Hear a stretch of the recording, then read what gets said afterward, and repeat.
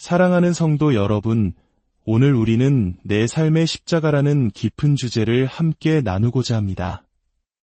이 귀한 말씀을 듣기 전에 잠시 시간을 내어 이 채널을 구독하고 좋아요를 눌러주시면 더 많은 영혼들이 하나님의 은혜로운 메시지를 함께 나눌 수 있게 됩니다. 여러분의 작은 손길이 복음의 통로가 될 수 있습니다. 이 영상을 통해 말씀을 듣는 모든 분들의 삶에 하나님의 크신 평강과 축복이 가득하기를 먼저 기도합니다. 우리의 영적 여정은 갈라디아서에 담긴 가르침을 통해 더욱 깊어질 수 있습니다.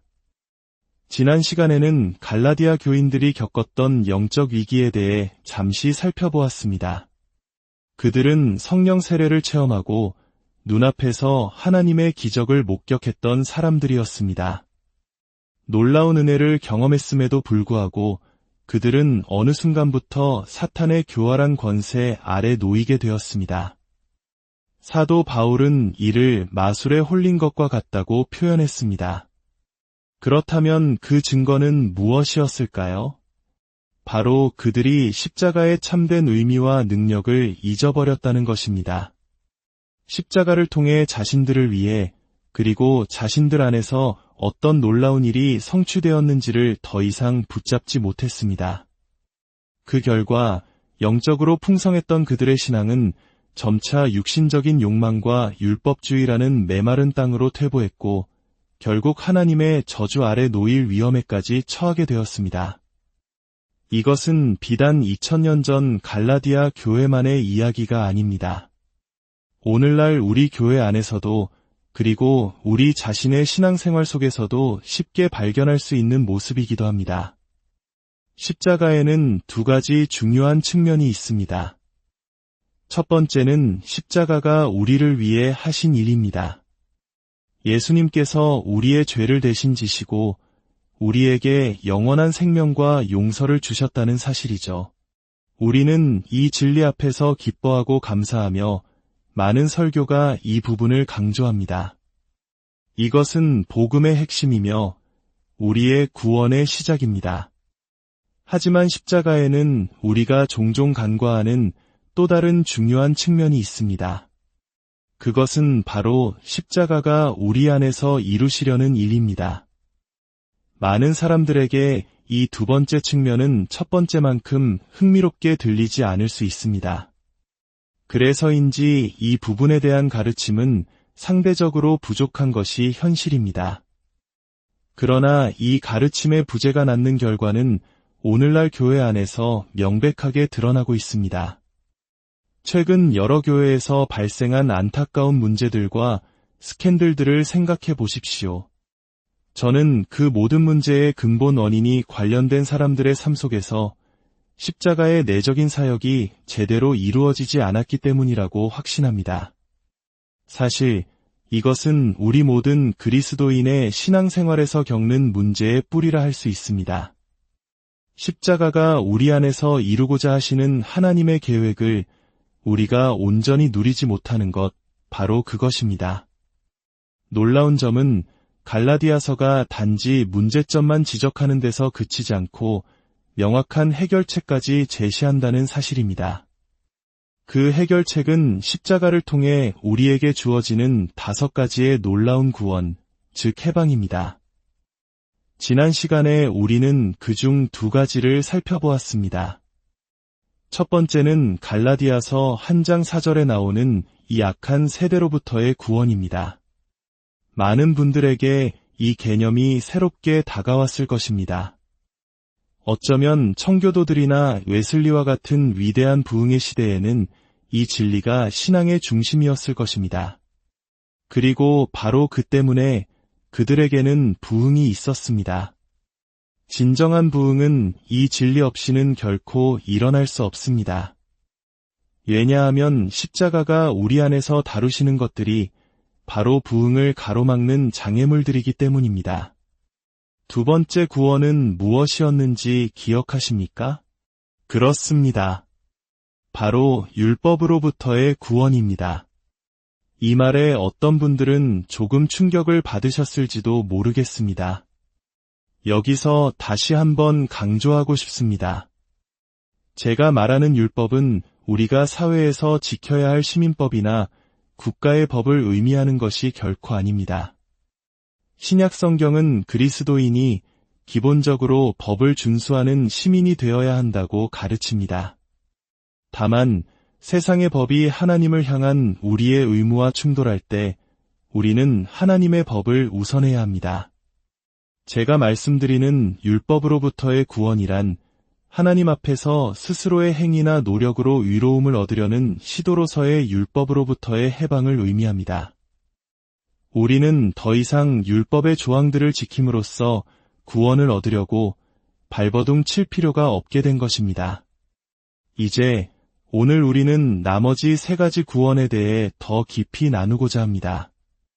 세 번째 구원은 율법으로부터의 구원 바로 뒤에 이어지는 갈라디아서 2장 20절 말씀에 나타납니다. 사도 바울은 이렇게 고백합니다. 내가 그리스도와 함께 십자가에 못 박혔나니 그런즉 이제는 내가 사는 것이 아니요 오직 내 안에 그리스도께서 사시는 것이라.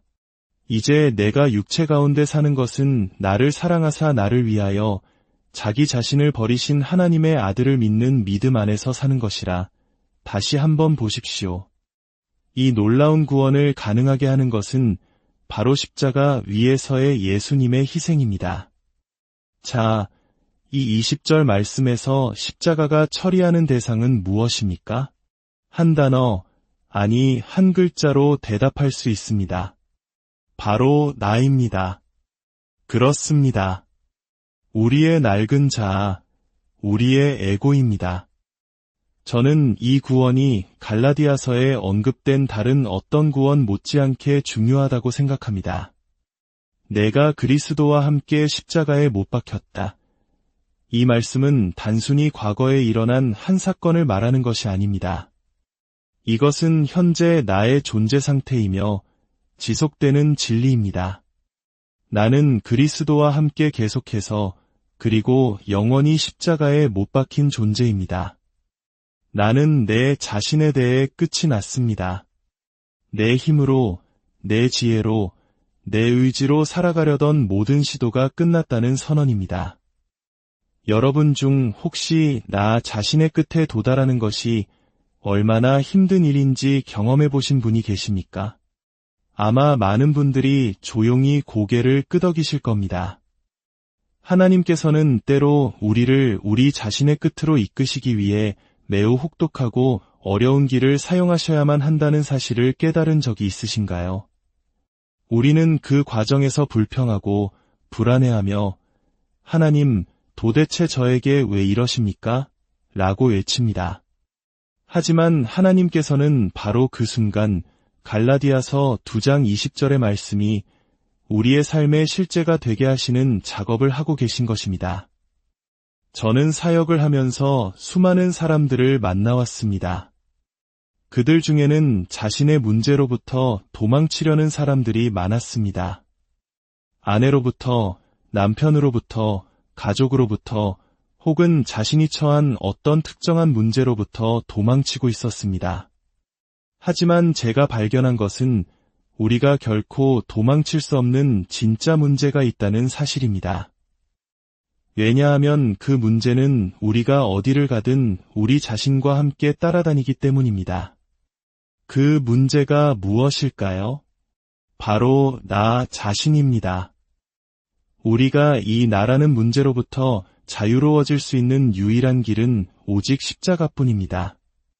저는 이 말씀을 개인적인 야망, 교만, 그리고 자기중심성으로부터의 탈출이라고 해석하고 싶습니다. 다시 한번 이 3단어를 말씀드리겠습니다. 개인적인 야망, 교만, 자기중심성. 저는 이 3가지가 오늘날 그리스도인의 삶과 사역 현장에서 볼 수 있는 가장 흔한 문제라고 생각합니다. 저 자신을 포함하여 이 땅의 모든 사역자들은 이 3가지와 끊임없이 싸워야 합니다. 개인적인 야망, 교만, 자기중심성. 이 3가지는 서로 긴밀하게 연결되어 우리를 넘어뜨리려 합니다. 저는 이런 결론에 이르렀습니다. 그리스도인의 삶에서 교만 없이는 그 누구도 잘못된 길로 빠지지 않는다는 것입니다.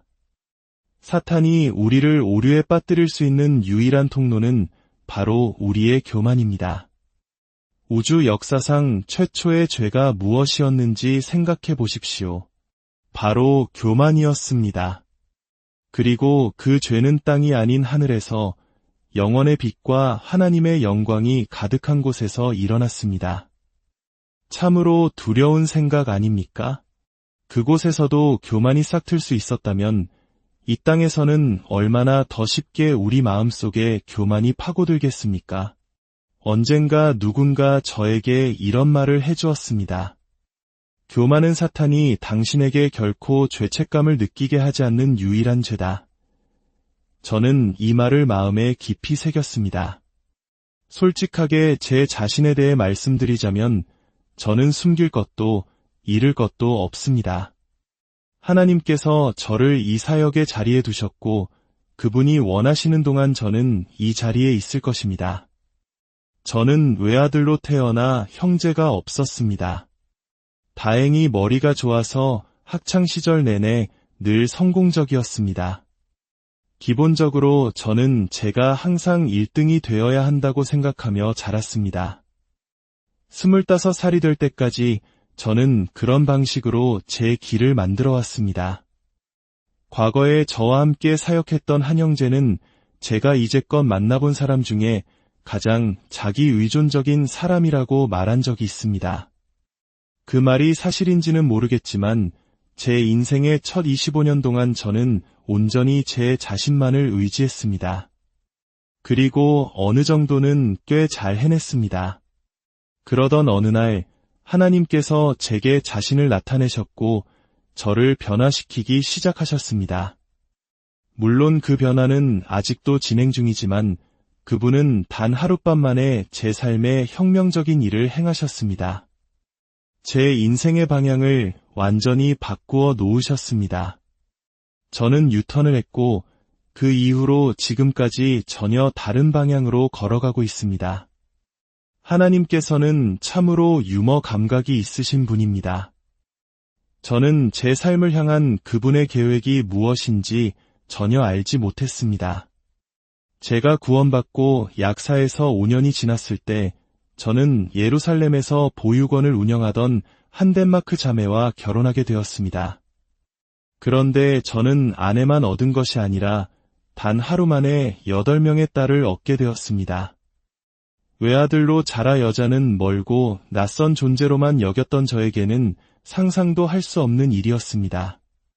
제 배경을 생각하면 그 자리보다 더 저에게 어울리지 않는 자리는 찾기 힘들었을 것입니다. 저는 수년간 이 과정을 통해 하나님께서 저의 그 견고했던 자기 의존성을 다루고 계셨음을 깨달았습니다. 저는 어떤 문제에 부딪히면 첫 번째 반응이 항상 내가 이 문제에 대해 무엇을 해야 할까? 인 사람이었습니다. 감사하게도 이제는 그런 생각이 들 때마다 재빨리 그게 중요한 게 아니지. 하나님의 해답은 무엇일까?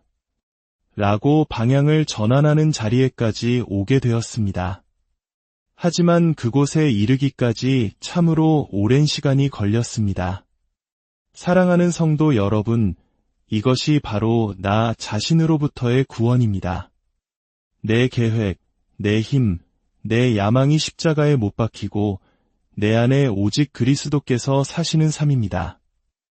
이 놀라운 자유와 해방이 오늘 말씀을 듣는 여러분 모두의 것이 되기를 소망합니다. 여러분의 옛 자아를 십자가에 온전히 내어드리고 그리스도께서 여러분을 통해 마음껏 일하시도록 여러분의 삶을 내어드리십시오. 주님의 평안과 은혜가 여러분의 모든 길에 함께 하시기를 간절히